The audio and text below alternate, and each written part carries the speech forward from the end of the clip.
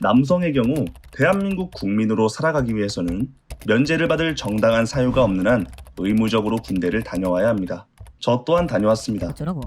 그런데 말입니다.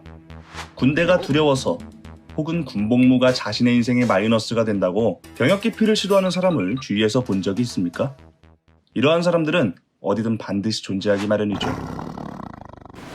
자, 그렇다면 먼 옛날 조선시대에도 병역을 기피하는 사람들이 존재했을까요? 방구석에서 들려주는 5번째 이야기, 지금 시작합니다. 조선 초기 태종의 주도 아래 양인이면 모두 군역을 지게 하는 제도인 양인 개병제가 실행됩니다. 여기서 양인이란 조선의 신분제도에서 천민이 아닌 사람들을 말합니다.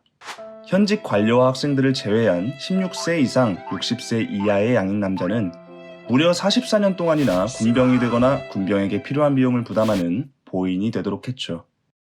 양인 개병제는 주로 3명이 한 조를 이루게 되는데 한 명은 군복무를, 나머지 2명은 보인이 되어서 매년 무명일피를 국가에 지원해야 했습니다.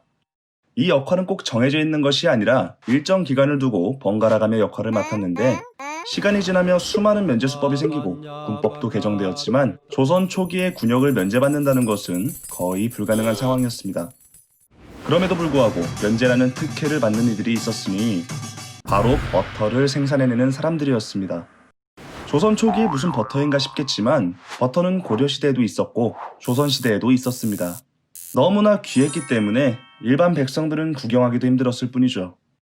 고려와 조선의 기록을 보면 몇 가지의 흥미로운 사실을 알 수 있는데 조선왕조실록을 살펴보면 세종이 수유 생산을 중지시키라고 했다는 내용이 실려 있습니다. 여기서 말하는 수유가 바로 버터이죠. 흔하지 않았던 만큼 식재료보다는 귀한 약으로 사용이 되었는데 병들고 나이든 노인들에게는 보약에 버금가는 최고의 약이었다고 합니다.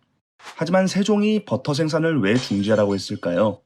이유는 버터가 병역 기피 수단으로 쓰였기 때문입니다. 평안도와 황해도 등지에 몽골의 유민들이 버터를 생산하며 살아가고 있었는데 이곳 주민들은 가구당 일정량의 버터를 궁중 주방에 바치는 대가로 군역을 면제받고 있었습니다. 이를 이용하여 군역을 가야 하는 조선의 양인들이 이곳에서 몽골 사람인 척 행세하고 살았는데 워낙 버터가 생산이 힘들다는 점을 이용해 몇 해 동안 단 한 번도 버터를 생산하지 않은 가구도 심심치 않게 보였고 또 어떤 집에서는 한 가구의 남자가 무려 21명이나 살고 있다고 신고한 사례도 있었습니다. 참 골 때리는 일이죠. 이러한 탓에 당시 사회와 조정에 심각한 문제가 생기기 시작했고 이를 참아 볼 수 없었던 세종은 신하들의 만류에도 불구하고 수유의 생산을 중지시켰습니다. 조선은 농사를 소중하게 생각하는 나라인 만큼 백성의 농사일을 돕기 위해 소 잡는 것을 금지하기도 했는데 다만 고려 때 흘러들어온 몽골 사람들에게는 농사 대신 소 잡는 것을 허용했으니 훗날 천민계급인 백정이라 불렀습니다. 한마디로 군역을 회피하려 버터를 생산하는 마을로 들어간 사람들은 스스로 천민인 백정이 되겠다고 자초한 꼴이 되어버렸죠. 이렇듯 예나 지금이나 양심 없고 야가 빠진 사람들은 늘 존재해왔죠.